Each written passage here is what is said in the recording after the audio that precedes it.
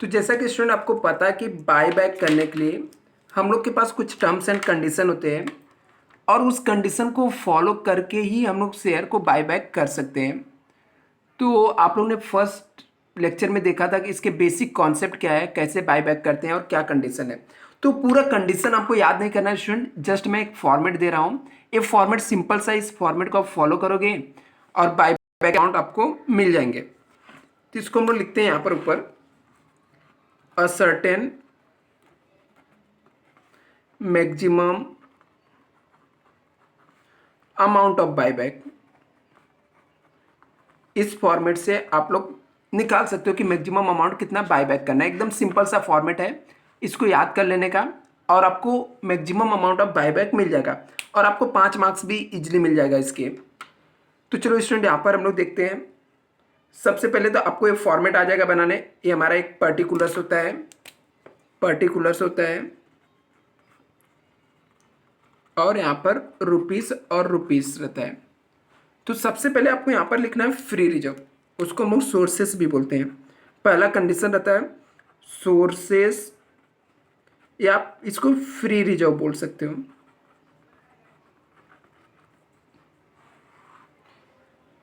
Free reserve मतलब ऐसा पैसा जो अवेलेबल हम लोग को ऑलरेडी इक्विटी शेयर होल्डर को पेमेंट करने के लिए रहता है। तो इस टाइप के जो रिजर्व रहते हैं उसको हम लोग फ्री रिजर्व बोलते हैं।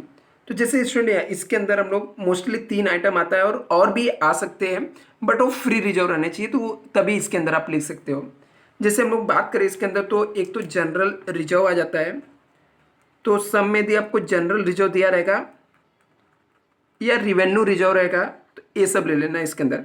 बट स्टूडेंट यहाँ पर यदि मान लो कैपिटल रिजर्व है और रीवैल्यूएशन रिजर्व है तो ये सब आइटम इसके अंदर मत लेना। क्या लेना? फ्री रिजर्व लेना है यहाँ पर। और स्टूडेंट यदि क्लासेस के लिए आप लोग कांटेक्ट करना चाहते हो मुझे व्हाट्सएप पे मैसेज कर सकते हो इस नंबर पे। मैं नंबर भी आप लोग को दे दे रहा हूँ 9820827674। और 110% आपको पासिंग गारंटी स्टूडेंट यदि आप ज्वाइन करते हो। एक मंथ पहले भी यदि आप ज्वाइन करते हो तो मैं गारंटेड आपको पास करा दूंगा। और इन केस आप फेल होते तो मैं फ्री में आपको पढ़ाऊंगा, बट फेल नहीं होगी इसकी गारंटी लेना। यहाँ पर अब अभी आते हैं हम लोग कुछ पहला क्या, पहला कंडीशन में हम लोग क्या लिखते हैं? सोर्सेस ऑफ फ्री रिजर्व लिखते हैं। इसके अंदर जनरल रिजर्व और कोई भी रिजर्व रहेगा उसको यहाँ पर आप लिख दोगे। इसके बाद दूसरा आइटम प्रॉफिट एंड लॉस लिखते हैं।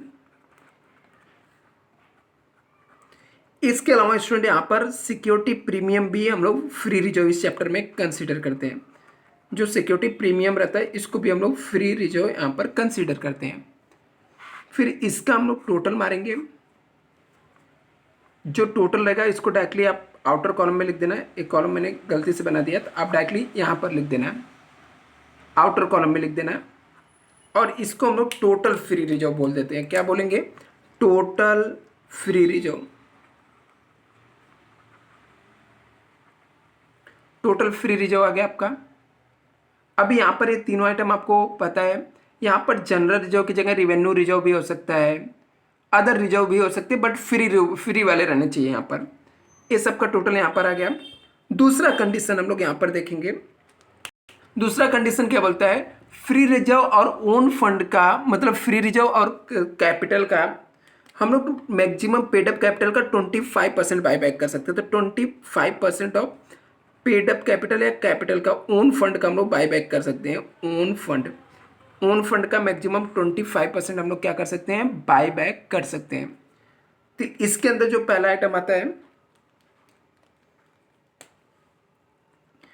इसके अंदर आप चाहिए तो स्टार्टिंग में ही टोटल फ्री रिजर्व लिख देना। अदरवाइज यहाँ पर पहले हम लोग लिख लेते हैं इक्विटी शेयर कैपिटल आता है ओन फंड के अंदर। इक्विटी शेयर कैपिटल का अमाउंट लिख लेने का यहाँ पर। इसके बाद इसका प्रेफरेंस शेयर्स कैपिटल का अमाउंट लिख देने का, प्रेफरेंस शेयर्स कैपिटल।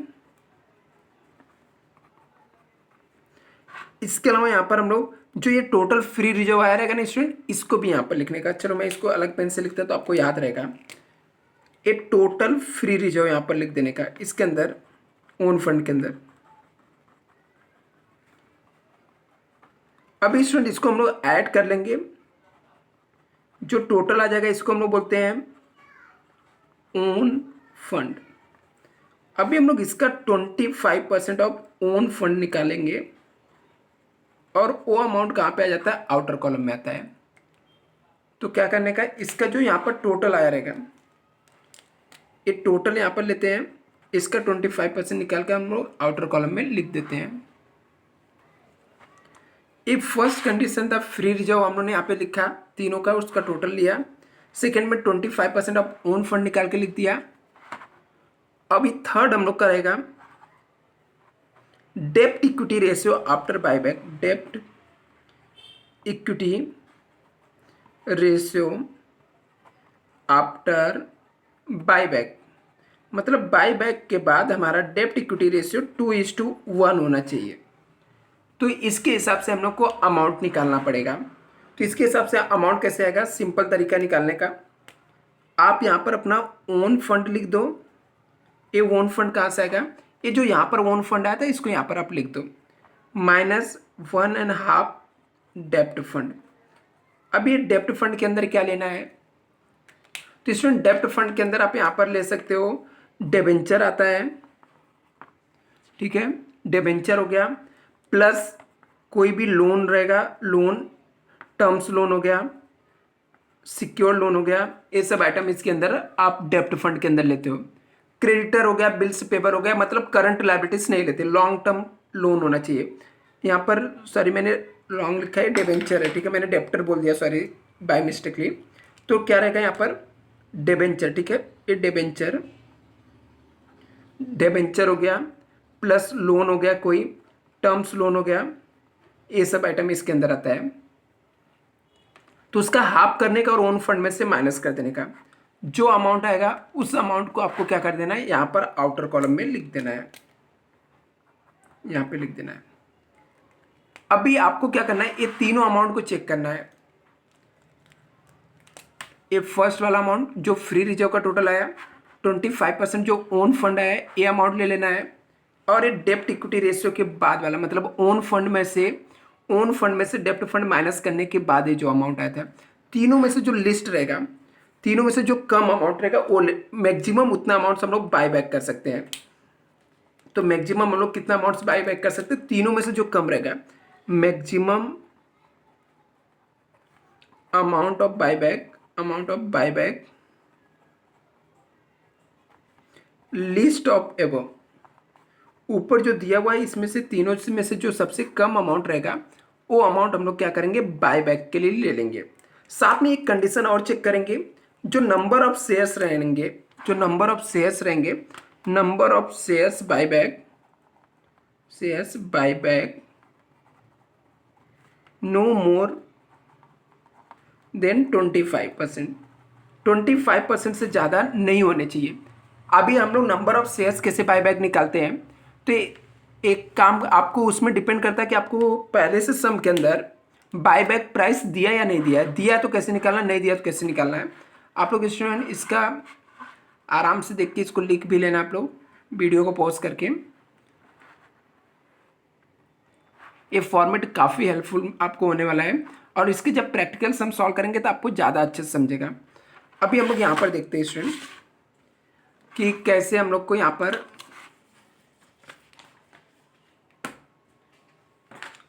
निकालना है नंबर ऑफ शेयर्स बायबैक।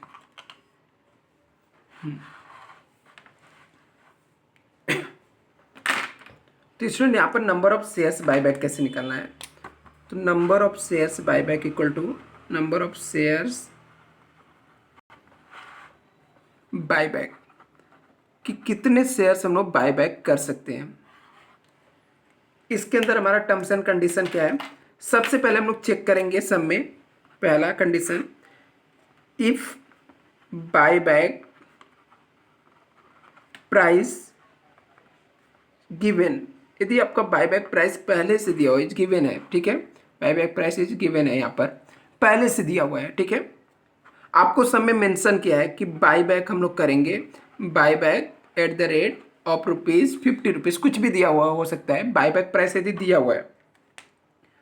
तो जब बायबैक प्राइस आपको पहले से दिया हुआ है तो number of shares buyback equal to आ जाएगा, number of shares buyback equal to आ जाएगा यहाँ पर अमाउंट, जो मैक्सिमम अमाउंट ऑफ बायबैक हम लोग निकाला था ना, तो मैक्सिमम अमाउंट ऑफ बायबैक जो फॉर्मेट में हम लोग निकाला था, maximum amount of buyback divide करेंगे हम लोग बायबैक प्राइस से।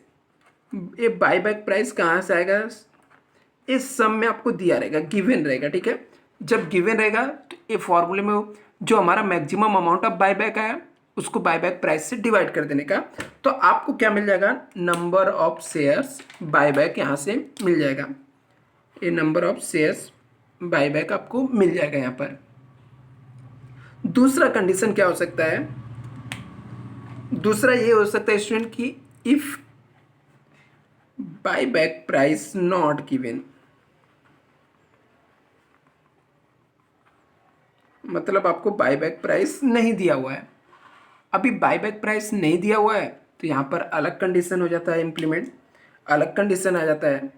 अलग कंडीशन ये आता है कि company ship maximum number of share buyback equal to maximum number of shares buyback.